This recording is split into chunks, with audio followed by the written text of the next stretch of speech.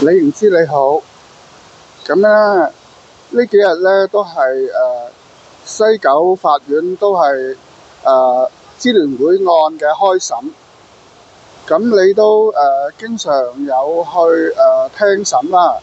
咁你對呢單案咧係咪有啲意見，有啲睇法咧？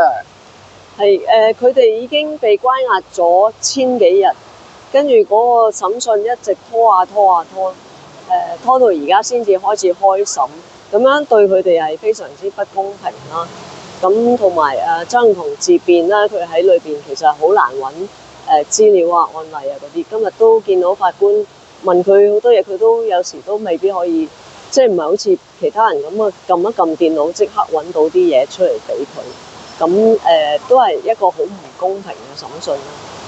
咁頭先見到佢想揾一個專家證人去解釋下結束一黨專政呢一句説話，究竟係咪真係犯法？係咪冇一個可以結束一黨專政而唔需要犯法嘅機會咧？咁樣咁。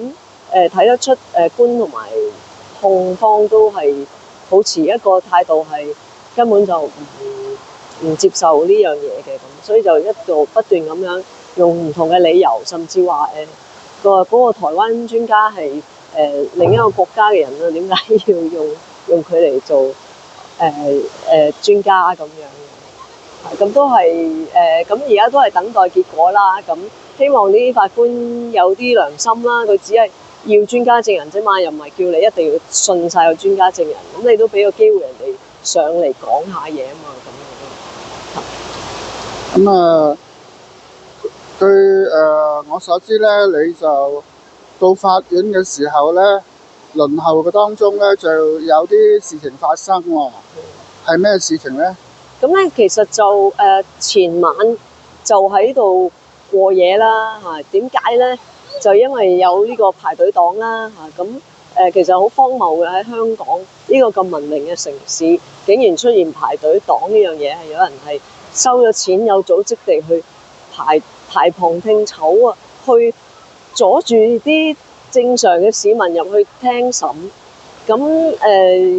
咁啲警察又唔執法啦，明知嘅，即係有啲係雙程證嚟收錢係黑工嚟嘅，咁同埋收錢排隊已經係 ICAC 嘅應該做嘢嘅 case 啦。咁但係佢哋提真佢都話係咩唔知喎，唔知喎，咁就放過咗佢哋，咁咧就令到咧我哋啲真係想去聽審嘅見證呢個審訊嘅人咧，就要咁樣通宵去排隊喺呢個寒風之中去捱嘢咁樣咯。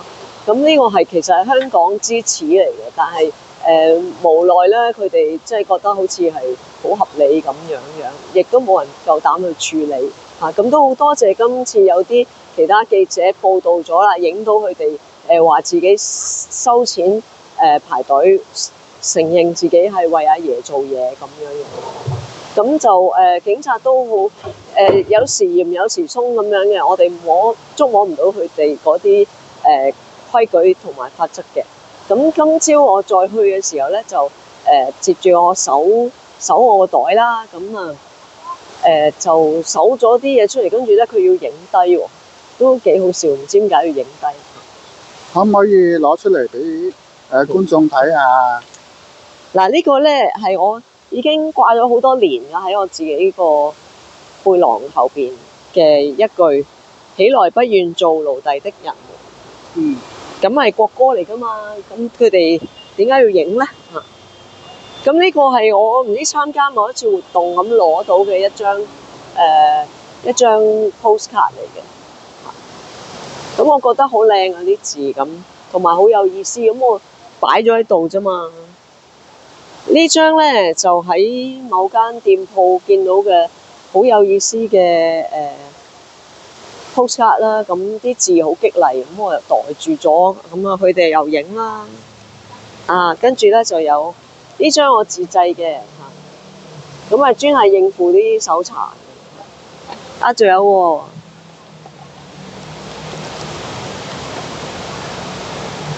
仲有啲呢啲係我哋整嚟玩嘅。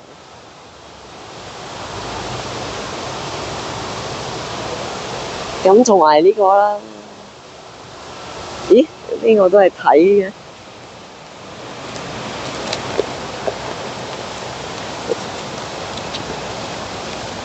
啊，有呢個係啦。